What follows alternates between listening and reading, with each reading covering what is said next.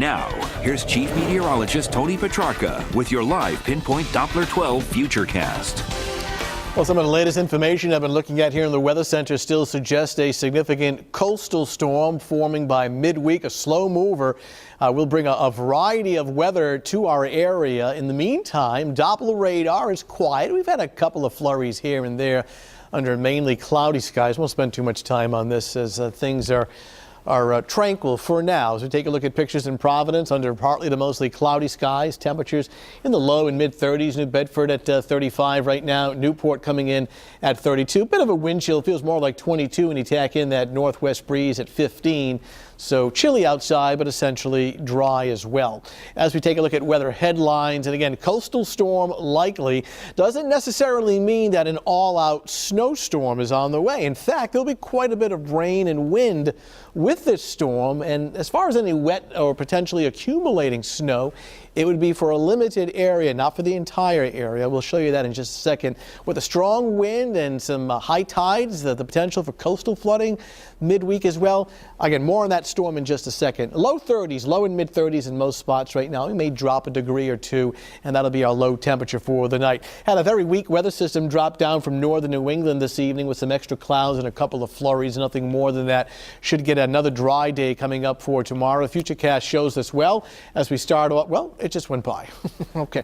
Show you another way. It'll be quiet this evening right on through the overnight hours. Again, other than a flurry, basically quiet, upper 20s to lower 30s. Now, here we are tomorrow morning, 38 degrees by mid-morning with a mix of both clouds and sunshine.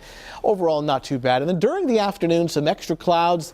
45 though, so rather comfortable temperature-wise. Could see a sprinkle late in the day, but essentially looking at a dry day coming up. Now, jump ahead to Wednesday. Coastal storm is forming. The exact track and strength of the storm will determine the amounts of wet snow, sleet, rain, and wind. But feel as though the storm is close enough and large enough to have its shield of wind impinging our coastline, so beach erosion, some coastal flooding possible at the time of multiple high tide cycles. I'd say 2/3 of the area is mostly sleet and rain.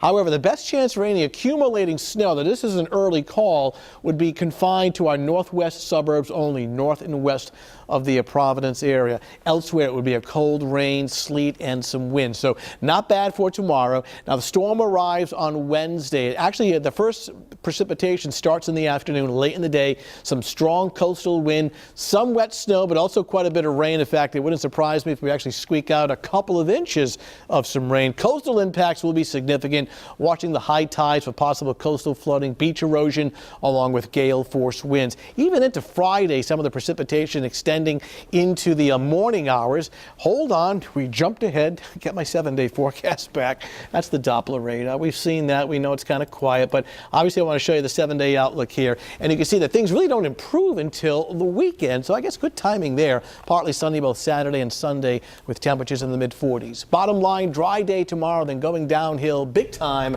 starting Wednesday afternoon into Thursday and even early Friday. All right. Thanks, Tony.